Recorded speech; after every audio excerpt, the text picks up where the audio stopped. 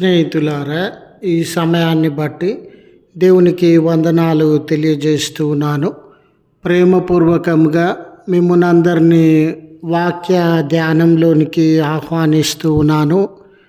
మనమందరము లెంట్ కాలంలో ఉండినాము.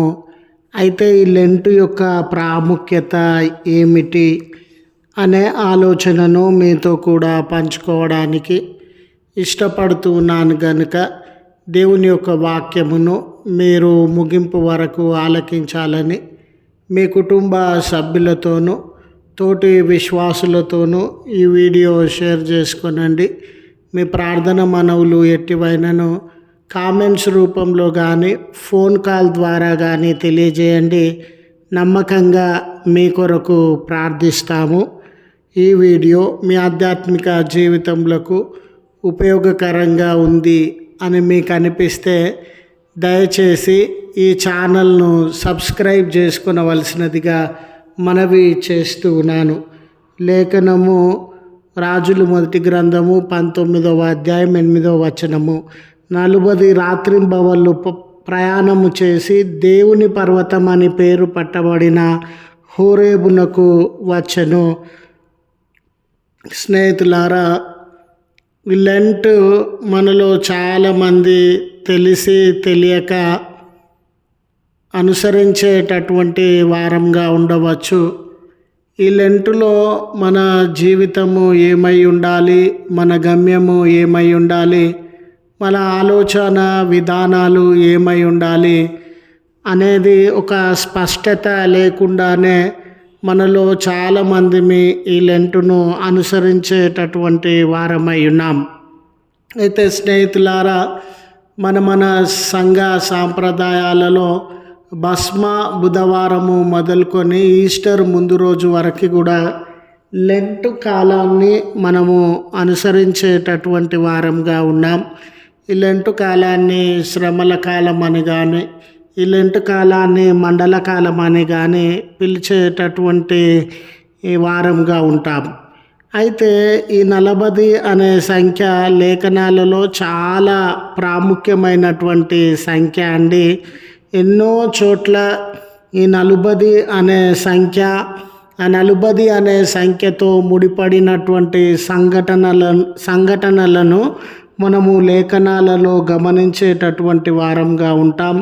చూడండి, నోవాహు కాలంలో రాత్రింబవళ్ళు 40 రాత్రులు 40 పగళ్ళు ఎడతెరపి లేకుండా వర్షము పడి సృష్టి అంతా కూడా పతనమై నూతన సృష్టి ప్రారంభమైనటువంటి సందర్భాన్ని ఈ 40 అనే సంఖ్యతో ప్రారంభించబడి మరి అనేక పర్యాయాలు ఇలాంటి సంఘటనలు జరుగుతూ నూతన నిబంధన కాలంలో కూడా యేసు ప్రభుల వారు సాతాను చేత శోధింపబడుచు 40 దినాలు ఆయన అరణ్యంలో ఉపవాసంతో గడిపిన సందర్భాన్ని కూడా మనము గమనించేటటువంటి వారంగా ఉన్నాం.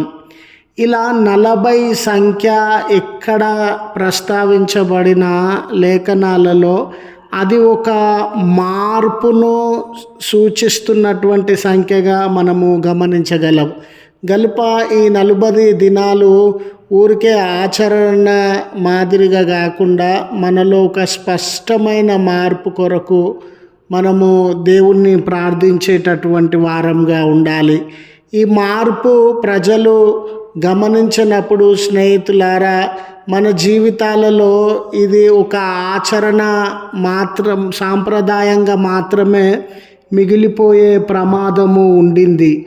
అంత మాత్రమే కాదు, ఈ 40 అనే సంఖ్య నూతన ప్రారంభాన్ని తెలియజేస్తూ ఉంది. నూతనమైనటువంటి ప్రారంభం.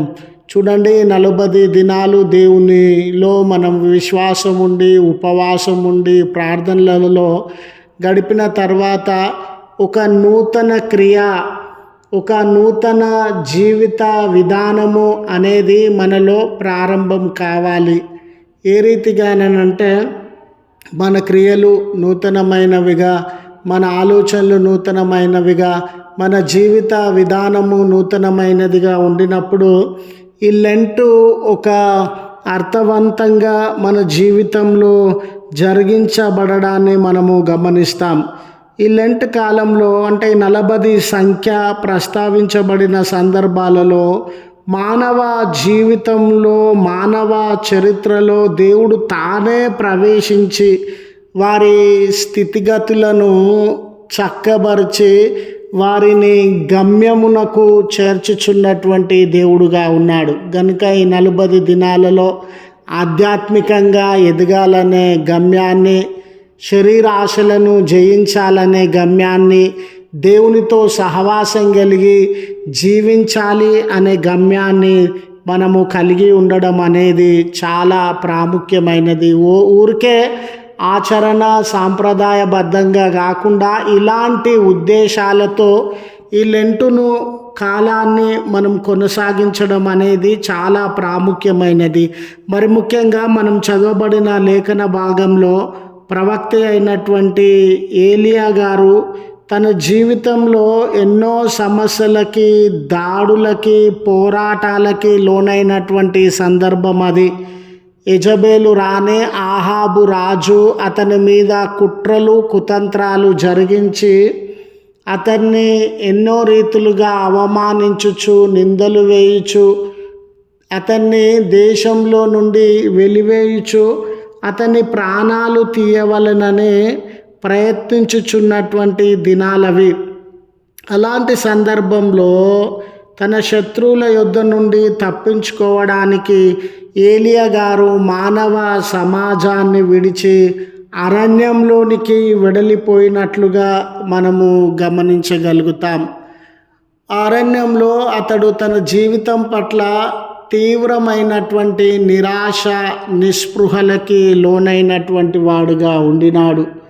అయ్యో, ఇలాంటి జీవితము, ఇలాంటి కష్టాలు, ఇలాంటి ఆపదలు, ఇలాంటి అనానుకూల పరిస్థితులని తన జీవితం మీదనే అతడు విసిగిపోయిన సందర్భంలో దేవుని దూత మాటను అనుసరించి, దేవుని దూత ద్వారా బోధింపబడి అతడు 40 రాత్రులు 40 పగళ్ళు ప్రయాణమై దేవుని పర్వతమైనటువంటి హోరేబునకు అతడు చేరినటువంటి వాడుగా ఉన్నాడు.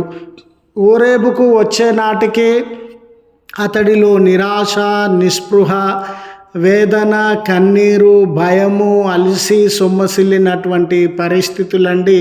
ఎప్పుడైతే దేవుని పర్వతం దగ్గర దేవుణ్ణి కలుసుకున్నాడో అతడికి నూతనమైనటువంటి గమ్యము, నూతనమైనటువంటి గురి, నూతనమైనటువంటి కార్యములను ప్రారంభించాలని దేవుడు అతనిని నూతనంగా బలపరిచి, స్థిరపరిచి తన కార్యముల కొరకు పురికొల్పినటువంటి వాడుగా ఉండినాడు.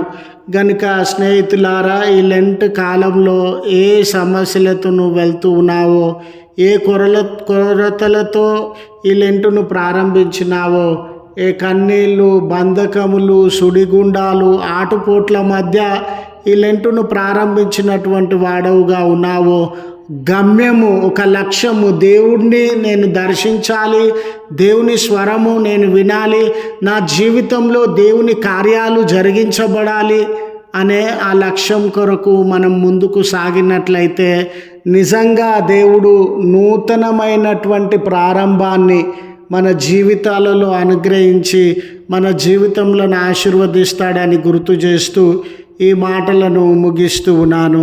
ప్రార్థించుదము. కృపగల తండ్రి, ప్రేమగల మా దేవా, నీ పరిశుద్ధ నామమునకు వందనాలు చెల్లిస్తూ ఉన్నాం. మా జీవితాలలో ఎన్నో లెంటు కాలములు గడిచిపోయినవయ్యా. మేము ఆచరణగా మాత్రమే, సాంప్రదాయంగా మాత్రమే ఈ లెంటు కాలమును అనుసరించినటువంటి వారంగా ఉన్నామేమో. దయగల తండ్రి, ఈ పర్యాయము మాకు ఇవ్వబడిన ఈ సందర్భాన్ని సాంప్రదాయబద్ధంగా కాకుండా ఆధ్యాత్మికంగా మేము ఎదగడానికి, ఆధ్యాత్మికంగా మేము ఫలించడానికి, ఆధ్యాత్మికంగా మీ సహవాసంలో చేరి బలపడడానికి ఈ లెంటు కాలాన్ని మా జీవితాలలో ఒక నూతన క్రియ, నూతన ఆలోచన, నూతనమైనటువంటి జీవన విధానాన్ని మీరు అనుగ్రహించి అయా గతాన్ని మేము వదిలి నూతన ఆలోచనలతో జీవితంలో ముందుకు వెళ్ళే గొప్ప మార్పు మా జీవితంలో కలుగజేయమని బ్రతిమాలుకొనుచున్నాం. మమ్మల్ని కనికరించండి, మీ కృప మా జీవితంలో అనుగ్రహించండి.